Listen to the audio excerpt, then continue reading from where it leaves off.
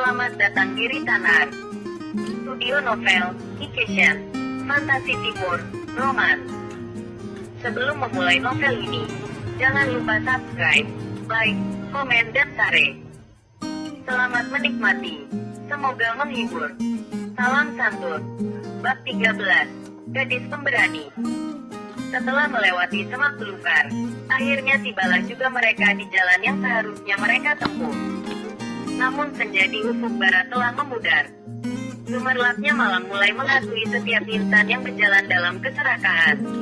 Pangeran, keadaan semakin gelap, dan kita tidak bisa melanjutkan perjalanan dalam keadaan gelap. Begitu pula persediaan makanan kita semakin menipis, pinta pengawal Toa Nugraho.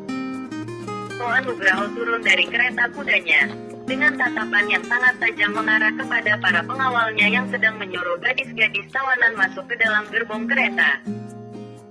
Biarkanlah mereka menghirup udara-udara segar di luar untuk sesaat, sebab malam ini kita akan bermalam di hutan ini, pinta Toa Nugraho.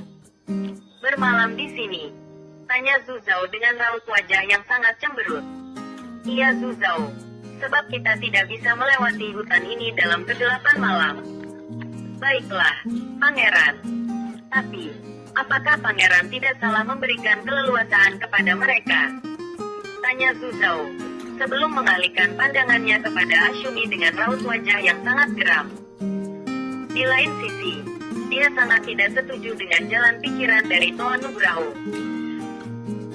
Oleh karena dirinya tahu bahwa beberapa di antara gadis-gadis tersebut nekat melakukan apa saja yang mereka mau, jikalau tidak diawasi dengan baik, atau mereka lalai dalam mengawasi gadis-gadis yang mereka tawan. Toa Nugraho tertawa kecil, dengan tatapan yang sangat silih mengarah kepada gadis-gadis tawanan itu. Iya, Zuzao. Karena sekarang kita berada di dalam hutan, dan mereka sama sekali tidak mengetahui kebenaran tentang hutan ini. Ashumi dan gadis-gadis lainnya hanya terdiam menyaksikan percakapan ketiganya, dan berharap dia dan gadis-gadis tawanan lainnya tidak dikurung. Kita tidak dikurung. Ini waktu yang tepat untuk kabur, bisik salah seorang gadis kepada Ashumi, dengan raut wajah yang sedikit ceria. Ashumi hanya terdiam menatapi gadis itu dengan tatapan yang berapi-api, seakan-akan ingin menghajar gadis tersebut, yang membuat gadis itu tidak berkutik ditatap oleh Ashumi. Hei, apa yang kalian tunggu? Segeralah mencari ranting-ranting pohon dan buatlah perapian untukku, pinta Toa Nugraho kepada beberapa pengawalnya. Iya, Pangeran, jawab mereka. Tapi bagaimana dengan gadis-gadis ini? Tanya salah seorang pengawalnya. Biarkanlah saja mereka di situ, jawab Toa Nugraho, sebelum mengarahkan pandangannya kepada Le Minhao. Apa yang kamu lakukan di situ? Tanyanya. Istirahat Pangeran, jawab Le Minhao dengan nada yang sangat datar. Istirahat? Sejak kapan aku menyuruhmu untuk istirahat? Sini, awasilah gadis-gadis ini bersama Zuzao. Dengan penuh rasa kesal Le Minhao terjaga dari duduknya menghampiri Toa Nugraho dan Zuzao. Apa yang harus aku lakukan Pangeran? Tanya Le Minhao. Kamu dan Zuzao, aku tugaskan untuk mengawasi mereka tanpa berbuat apa-apa, jawab Toa Nugraho, sebelum mengarahkan pandangannya kepada gadis-gadis tawanan, yang hanya terdiam penuh ketakutan.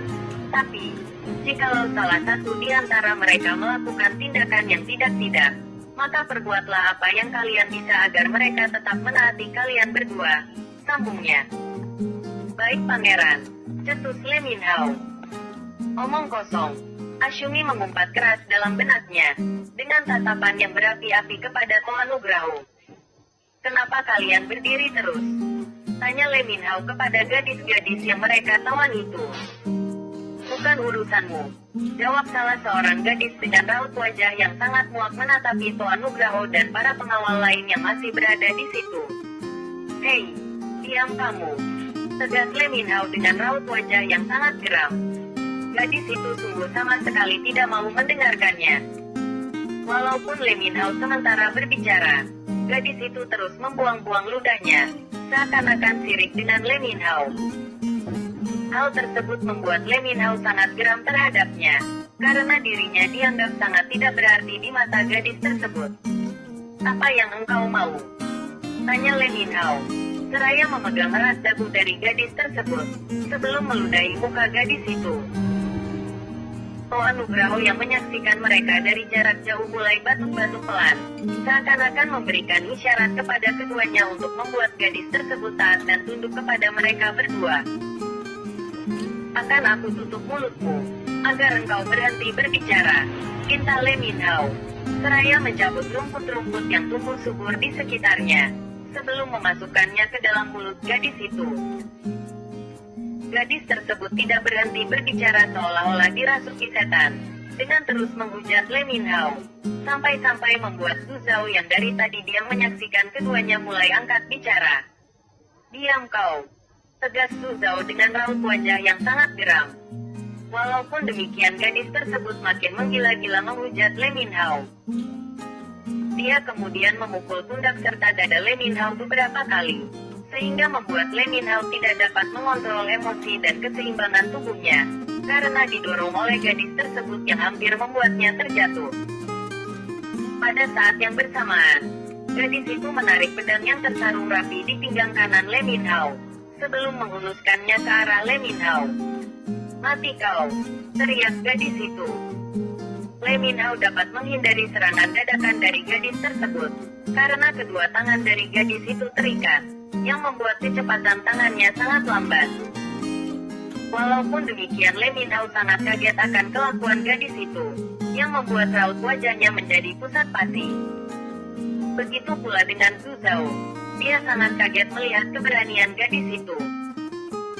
Beda halnya dengan Toa Nugroho, dia hanya tertawa kecil menyaksikan betapa paniknya Le Minho di saat-saat genting seperti itu. Sedangkan Ashumi dan gadis-gadis lainnya mulai bangkit, mengambil ancang-ancang untuk melakukan perlawanan terhadap pasukan Toa Nugroho, jikalau gadis tersebut berhasil melukai atau membunuh Le Minho. Di saat yang bersamaan pula, Ashumi bergerak dengan cepat ingin mengambil pedang Le Minho yang tersarung rapi di pinggang kiri. Namun kecepatan tangannya terhalang, oleh karena salah seorang gadis yang berada di belakangnya tidak sengaja mendorongnya ke depan. Sebab gadis tersebut takut akan tindakan yang dilakukan oleh gadis yang ingin membunuh Le Minho. "Mati kau!" teriak gadis itu untuk yang kedua kalinya, seraya mengangkat pedang tersebut setinggi mungkin untuk menebas leher Le Minho. Le Minho sangat kewalahan menghadapi gadis itu, karena di sekelilingnya terdapat beberapa gadis lagi yang duduk di antara keduanya, membuat langkahnya sangat terbatas. Toa Nugroho yang melihat keadaan Le Minho yang sangat genting. Walaupun berhadapan dengan gadis lemah, namun gadis itu mampu merengguti nyawanya, sehingga membuatnya tidak tinggal diam. Dari jarak yang lumayan jauh, Toa Nugroho melemparkan rantai baja miliknya dengan kecepatan yang sangat tinggi, mengarah pada pedang yang digenggam oleh gadis itu.